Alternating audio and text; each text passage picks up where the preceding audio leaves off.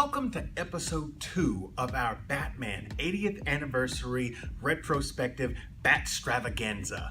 We're actually not at the Adam West Batmans yet, as we're here to talk about the second series of serials in the Batman anthology. This is the review of Batman and Robin. Batman and Robin was directed by Spencer Bennett, and it starred Robert Lowery, Johnny Duncan, Jane Addams, and William Fawcett. As I said earlier, this was a 15-episode serial that was put together like a movie, just like the previous entry of The Batman back in 1943. However, this one has had a little bit of time to mature, so to speak, and this came out in 1949, well after World War II and in the 10th anniversary of Batman. Is it any better than its predecessor? Does it build upon the lore, or is it about a lateral move? Let's start off with the story. It begins with the theft of a device which was created by Professor Hamill. The device is able to control objects like trains, cars, automobiles, that sort of thing, and can be completely devastating in the wrong hands. And Batman and Robin have to try and investigate to figure out who's stolen it, why they've stolen it, and what nefarious deeds they are planning to utilize with it. Over the twists and turns of the various 15 episodes, they get help from the butler Alfred. They also get help from Vicky Vale, the photographer for the local magazine. And they eventually find out who's behind it with a little bit of help from the commissioner and the local radio personality who seems to have a lot more information than he should. First off, I'm going to talk about the things that I did like. And one of the things that I really enjoyed was something that I enjoyed from the previous entry, and that is Bruce Wayne going undercover, diving into the criminal underworld, trying to figure out more information than he should know. And he doesn't do it nearly as much as he did in the Batman in 43, but he does it at least one entrance, and he gets into the thick of it. But it is always nice to see Batman going with the detective role in this. That is one thing that I did enjoy. Another thing that I liked was that the fight scenes were very much an improvement. Batman is now much more of a pugilist in this episode, as he's able to take on more than just one thug at a time, and oftentimes when he's in a fight, he doesn't get a single punch landed on him. Sometimes he does, but for the most part, he's a much better fighter, and it's much better choreographed in this iteration. Those were two things that I definitely liked. Another thing, and this is kind of going into the lore of Batman, is that we've got this character, the Wizard. He is a costumed villain, and that is something that was completely devoid in the previous iteration. Even though it's not one of the core Batman Rogues Gallery villains, the fact that we have somebody that's in a costume, that their identity is hidden from their henchmen and from the world, is fantastic. It is one of those things that Batman is used to going up against somebody in a costume, and I like that. And this is just kind of like my theory.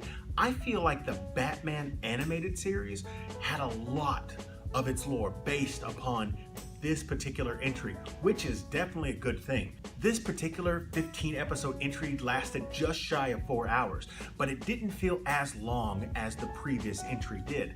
It didn't quite breeze by, but it wasn't as long-winded, it wasn't as laggy, and there were a lot of things that I could appreciate more with this entry. The gangsters reminded me of the gangsters that you see in the animated series.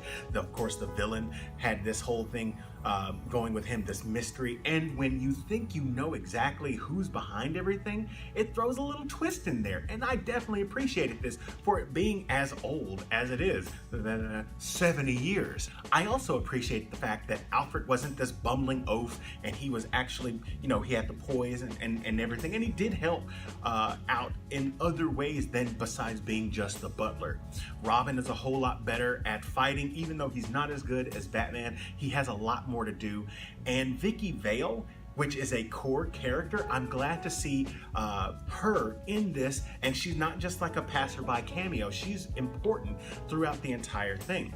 Speaking of Robin before, something that Batman does, and I was so surprised when he did it, was that he utilized Robin as a way to maintain stealth. Yes, I complained about stealth not being something that was present in the previous Batman iteration, but something that was used multiple times in this version. They actually were able to use it, and they were able to use it with a modest amount of suspense. Kudos to you, Batman and Robin. So, what were the things that I didn't like? Well, sometimes the villains' ways of making things happen just seemed a little convenient. For example, there's one case where the wizard's machine is messed up and he has to get more diamonds in order to make it work. However, he uses the machine before he gets more diamonds to use, and that felt like a little bit of a plot hole. Plus, the wizard in this case seemed to have every single contingency plan known to man, and oftentimes he succeeded where Batman would fail in stopping the henchmen.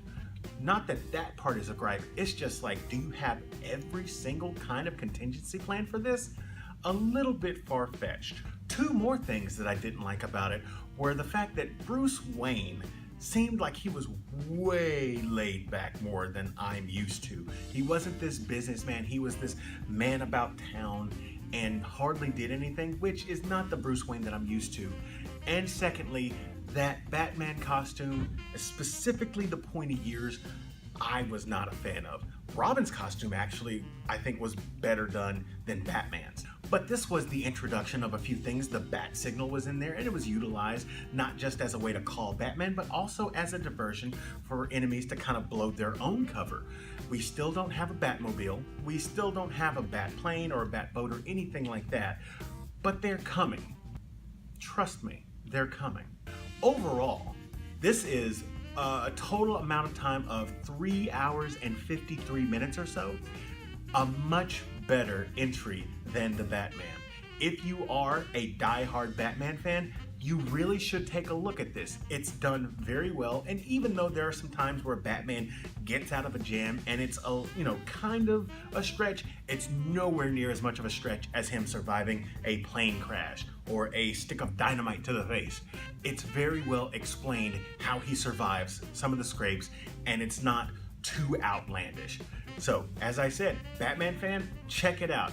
Casual fan, it's up for you to decide, but it is definitely not a bad entry.